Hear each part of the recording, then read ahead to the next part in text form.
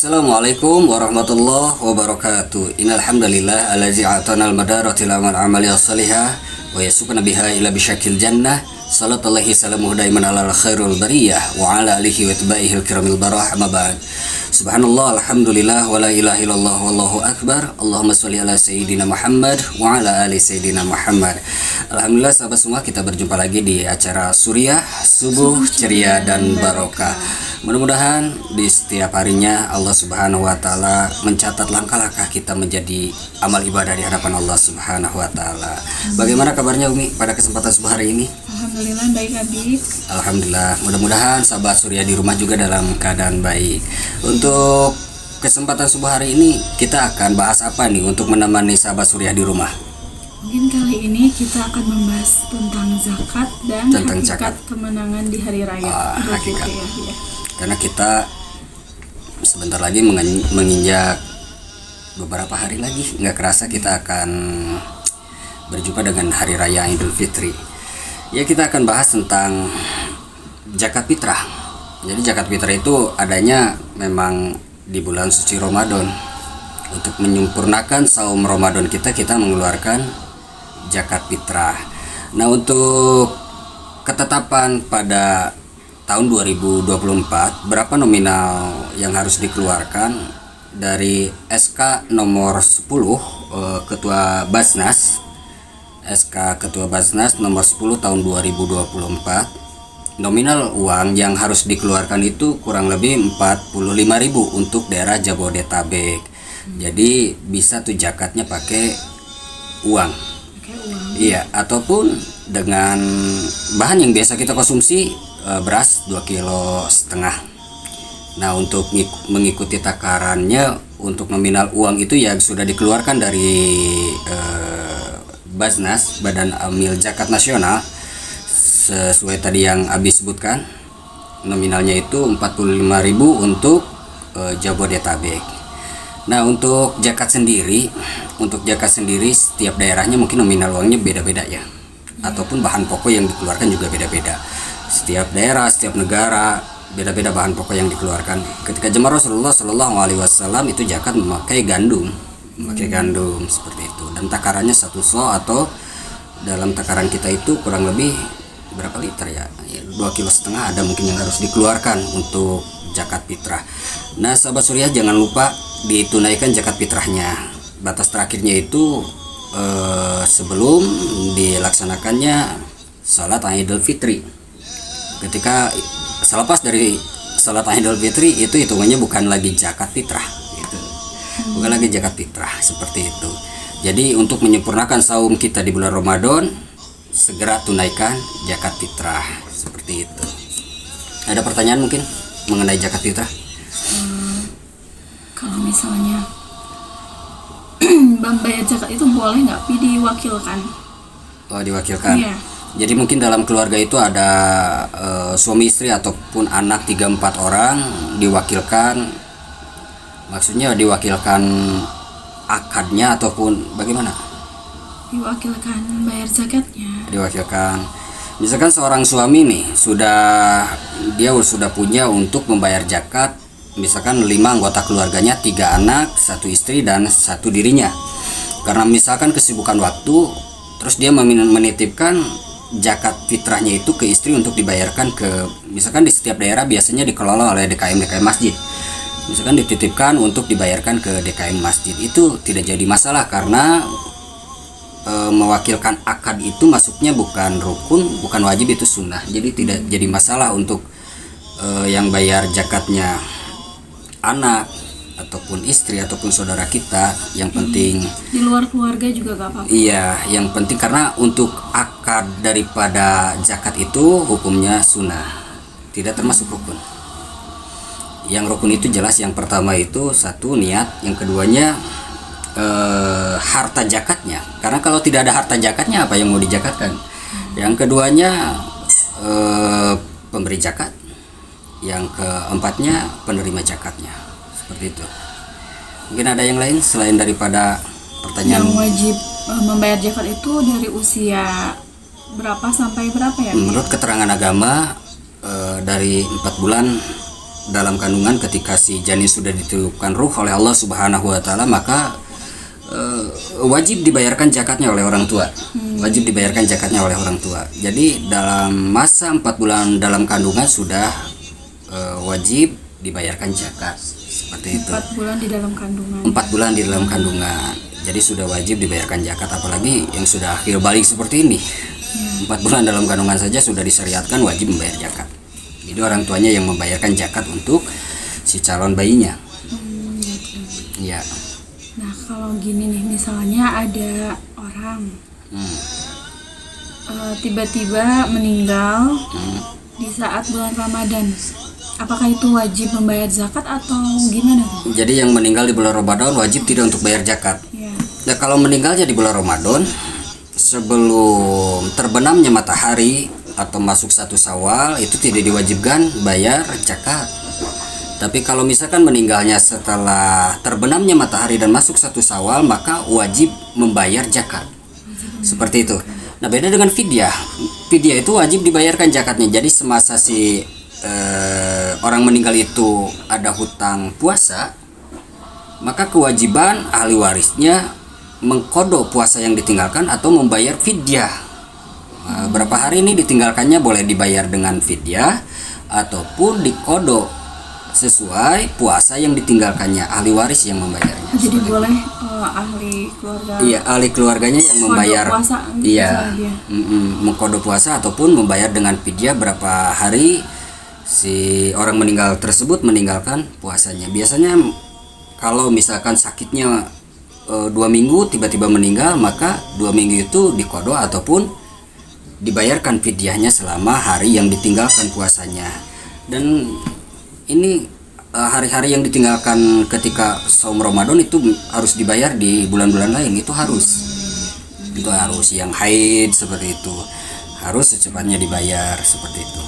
Jadi kalau misalnya ini malam takbiran itu udah termasuk itu 1 Syawal. Iya, 1 Jadi Syawal. kalau yang meninggalnya di saat malam takbiran Iya. itu loh, gimana itu? Iya, malam takbiran itu udah masuk wajib bayar zakat. Jadi harus Karena posisinya posisinya matahari sudah terbenam kan, sudah masuk maghrib. Awalnya maghrib itu 1 Syawal, berarti harus wajib bayar zakat. Kalau misalkan sebelum azan maghrib meninggal, tidak wajib untuk bayar zakat karena belum masuk sebelum azan maghrib. Ya, jadi posisinya ketika sebelum matahari terbenam di akhir Ramadan, matahari terbenam, maka si orang meninggal tersebut tidak wajib untuk dibayarkan zakat. Tapi kalau misalkan sudah terbenam, maka diwajibkan bayar zakat. Seperti itu. Nah, itu penyempurnaan untuk saum Ramadan kita. Jadi wajib kita mengeluarkan zakat fitrah, zakat mal, infak, sedekahnya. Jangan dilupakan juga. Kalau zakat mal beda sendiri, ada haul dan nisabnya. Dan kita juga tidak memaksakan kepada orang-orang kaya harus membayar zakat mal ketika hartanya itu tidak sesuai nisab dan haul. Karena zakat mal itu sesuai nisab dan haul, ada takarannya dan ada batas kepemilikan hartanya tersebut. Jadi ada hitungannya, tidak sembarangan. Itu mengenai zakat. Nanti kita bahas kupas tuntas tentang zakat mal juga ya. Kita akan bahas. Nah, untuk zakat fitrah sendiri penyempurnaan untuk saum Ramadan. Nah, sahabat Surya jangan sampai lupa ditunaikan zakat fitrahnya bisa melalui DKM yang sudah memang seperti biasa mengelola zakat fitrah, infak dan sodako. Kita bisa salurkan karena insya Allah para alim ulama, para ustadz yang lebih paham mengenai aturan dari zakat tersebut, dan kita hanya membayar atau menyalurkan zakat itu ke tempat-tempat yang sudah ditunjukkan oleh Badan Amil Zakat ya, Baznas gitu. Sudah dibentuk biasanya di DKM seperti daerah-daerah DKM ada penerimaan untuk Badan Amil Zakat seperti itu. Nah, Adik, kita kan sebentar lagi mau memasuki Hari Raya Idul Fitri Hari Raya Idul Fitri. Katanya kan Hari Raya Idul Fitri itu hari kemenangan. Ya. Nah, maksudnya dari kemenangan itu apa? Makna dari Hari Raya Idul Fitri itu apa sih, Bi? Makna daripada Hari Raya Idul Fitri itu jelas kemenangan. kemenangan dari apa sih? Selama 1 bulan kita belajar meningkatkan amaliyah ibadah kita. Selama 1 bulan ini kita menahan hawa nafsu. Bukan berarti kita menang di hari raya terus kita kembali mengumbar hawa nafsu, kita kembali bermaksiat, kita kembali ke kehidupan yang Allah Subhanahu wa taala tidak ridhoi, kita melanggar norma agama. Tapi makna dari kemenangan ini bagaimana caranya kita mempertahankan setiap amaliyah ibadah kita yang ada di bulan Ramadan ini, kita bawa ke 11 bulan. Kita bawa ke 11 bulan lainnya. Biasanya kita sholat tarawih. Nah, ketika di bulan-bulan lain kita sholat tahajud, kita jaga. Ya, sholat malam kita jaga. Biasa tadarus di bulan Ramadan, maka di luar bulan Ramadan kita jaga juga tadarus. Jangan sampai musim-musiman gitu. Jangan sampai musim-musiman ya. Bulan Ramadan kita giat-giatan, lomba-lombaan. 11 bulan lainnya tidak ada peningkatan, tidak ada mempertahankan kegiatan amaliyah ibadah kita. Makanya yang pertama makna hakikat daripada kemenangan itu, kita yang pertama itu makin erat tali silaturahim antar anggota keluarga, antar saudara, kita makin erat. Selama Ramadan kita saling mengunjungi, sahur bersama dengan ahli keluarga, dengan keluarga besar kita sahur bersama. Di bulan luar Ramadan juga tetap kegiatan seperti misalkan makan bersama keluarga itu tetap dijaga. Bukan cuma di bulan Ramadan. Biasanya kalau di bulan Ramadan buka bersama keluarga itu full, selama 1 bulan full kita makan bersama, sahur bersama dengan keluarga.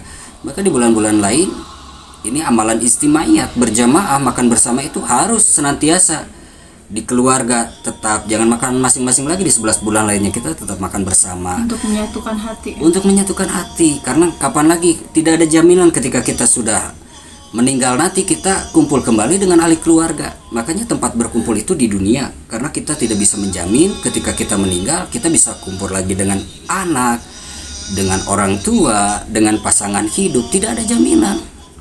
Bahkan nanti di akhirat sudah nyata-nyata kita akan menjadi musuh. Anak menjadi musuh orang tuanya jadi musuh untuk anak-anaknya.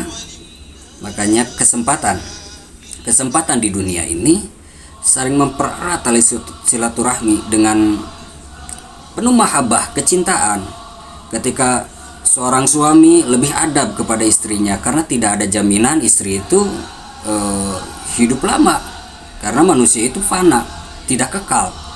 Boleh esok hari, boleh 1 bulan lagi, 1 tahun lagi, kita tidak ada yang tahu. Ketika kita menunda kasih sayang kita, cinta kita, kebaikan kita untuk ahli keluarga, untuk saudara, maka akan hanya jadi penyesalan. Begitu banyak saudara-saudara di luar sana yang biasanya Idul Fitri itu kumpul lengkap keluarganya. Mungkin momen-momen Lebaran, esok hari yang biasanya masih ada orang tuanya sudah tidak ada. Biasa didampingi anak-anaknya sudah tidak ada. Didampingi pasangan hidup, salah satu pasangan hidupnya tidak ada.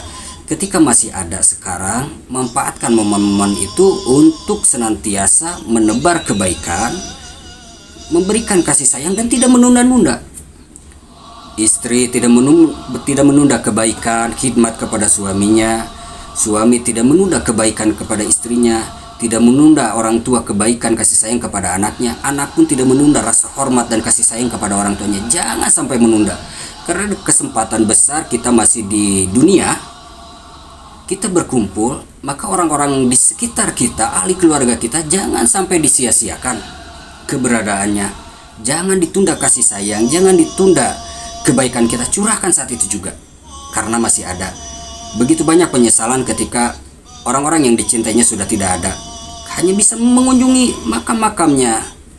Ketika masih ada, berikan keceriaan, berikan kebahagiaan, karena inilah tempat kita berkasih sayang.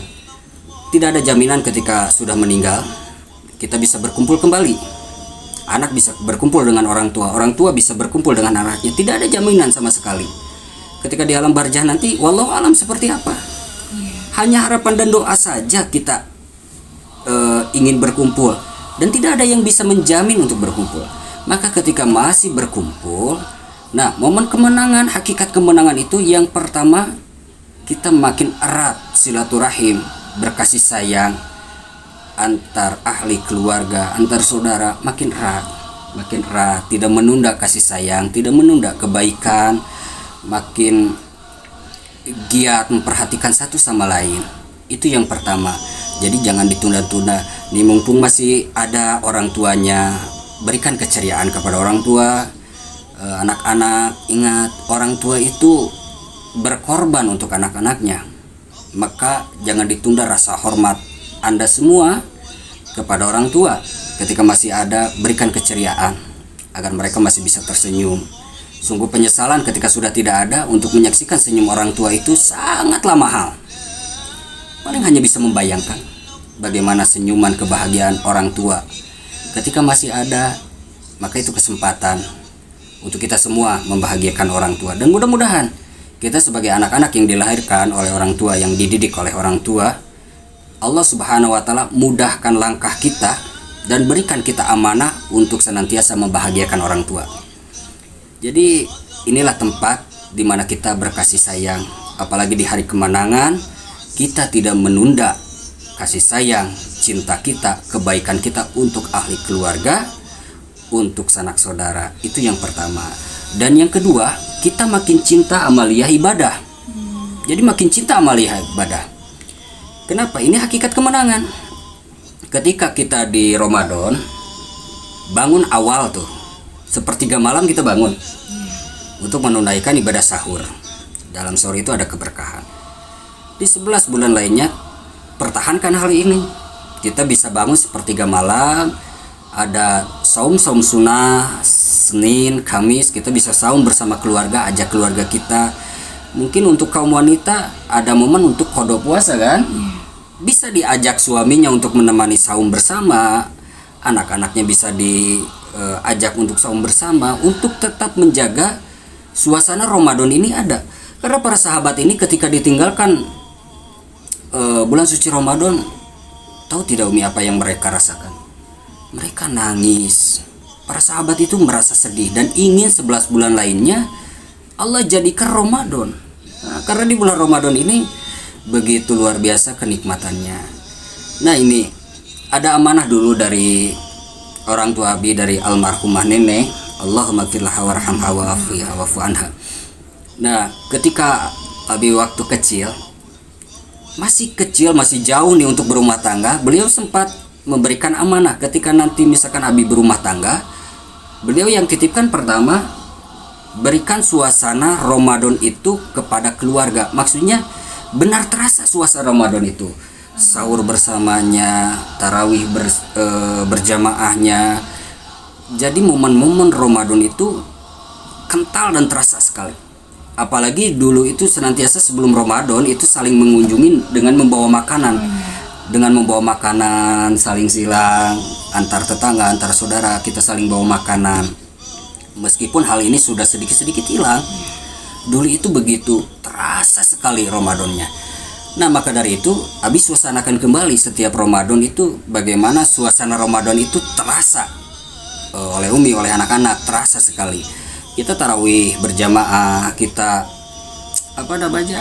sahur, kita buka bersama, terus tadarus Al-Quran. Apalagi setiap sore, setiap siang sampai menjelang azan maghrib kita bareng-bareng sama santri. Itu luar biasa kenikmatan yang terindah. Melihat wajah-wajah santri itu, yang santri Al-Quran itu yang selepas bada asar, mereka berkumpul itu dalam keadaan ngantuk, tapi mereka tetap semangat untuk menghatamkan Al-Quran. Jadi program 3 minggu hatam Al-Quran itu selalu terlaksana di bulan suci Ramadan gitu. Kalau misalkan tidak ada santri, tidak ada anak-anak, belum tentu juga kita semangat untuk menghatamkan Al-Quran. Yang siang juga sama. Yang siang juga ya ada sama. Ada yang belajar puasa.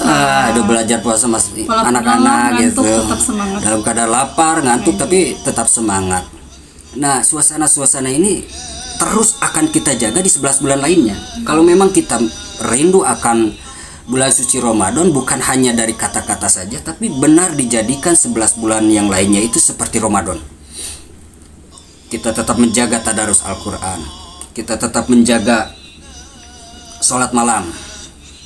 1 bulan kita full tarawih, 11 bulannya kita jaga sholat malam. Kita ada dihadiahkan oleh Allah Subhanahu wa taala di bulan-bulan lain ada saum sunnah. Kita gapai juga saum sunnah. Banyak bertebaran celah-celah, lahan-lahan amaliyah ibadah yang Allah sediakan di 11 bulan lainnya. Kita gapai semua itu.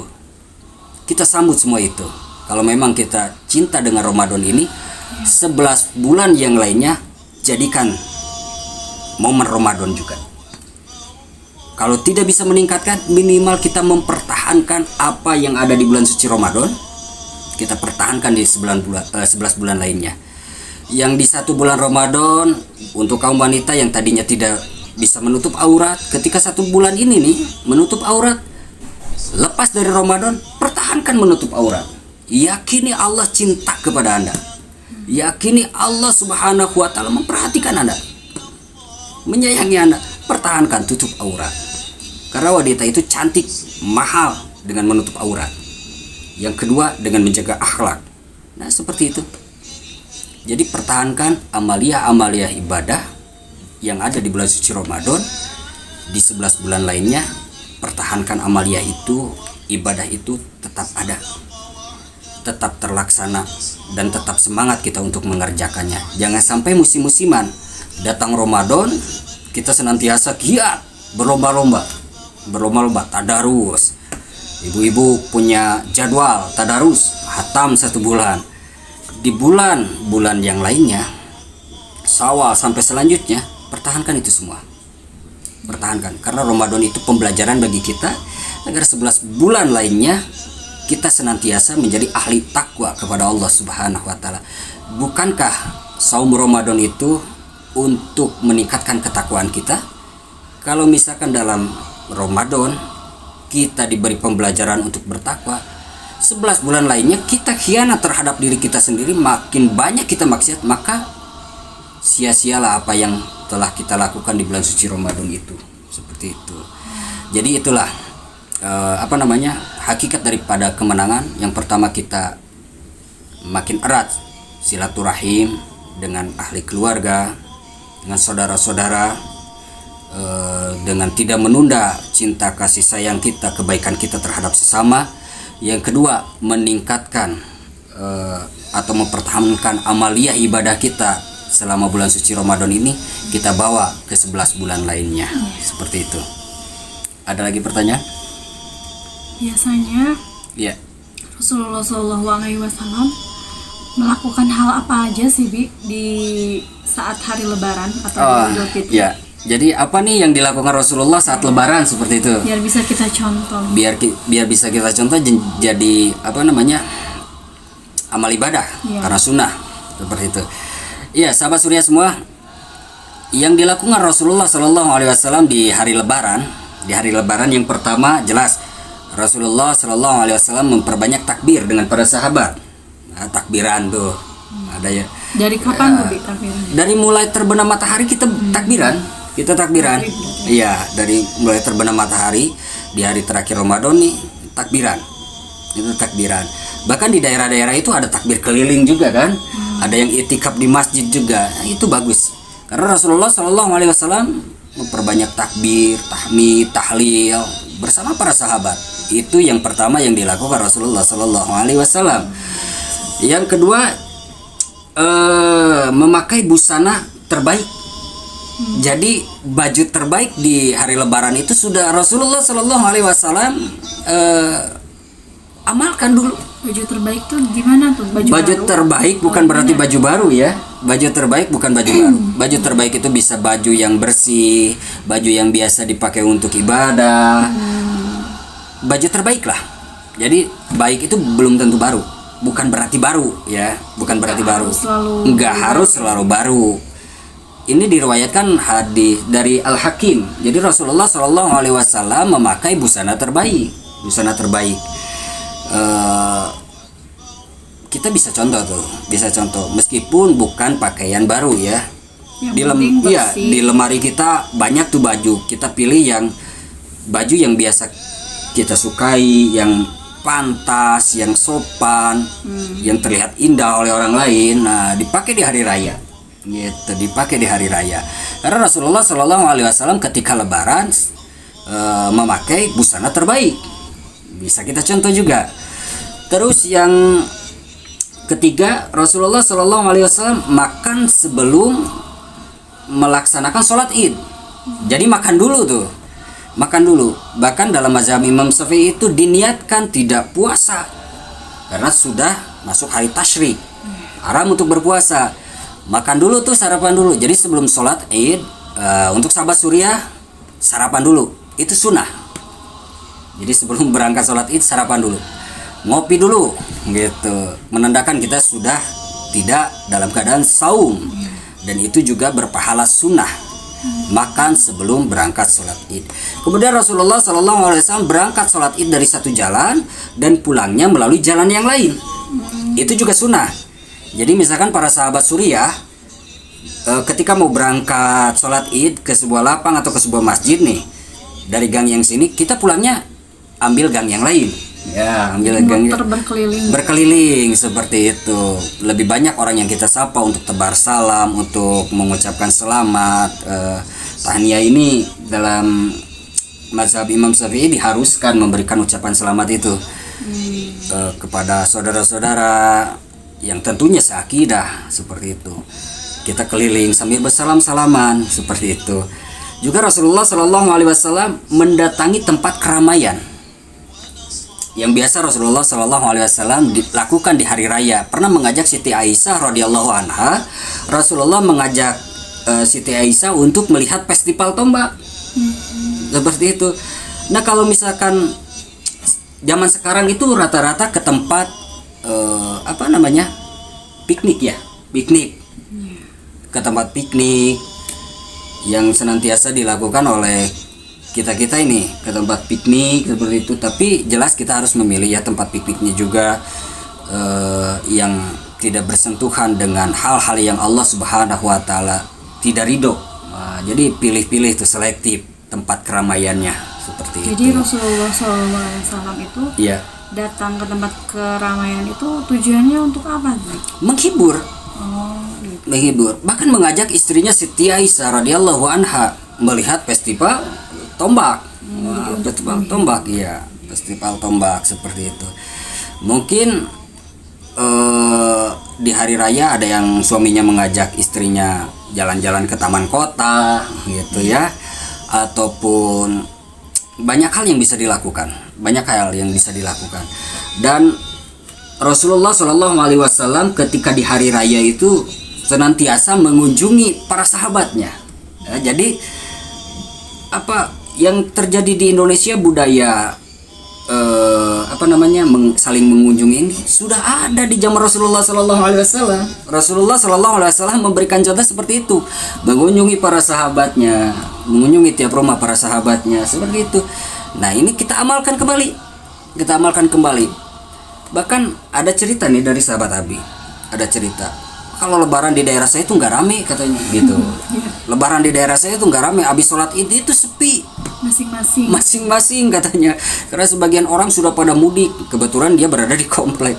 Alhamdulillah kita dilahirkan dalam keadaan suasana ramai ya, daerah sini dalam suasana ramai. Ketika lebaran itu masih ramai seperti itu.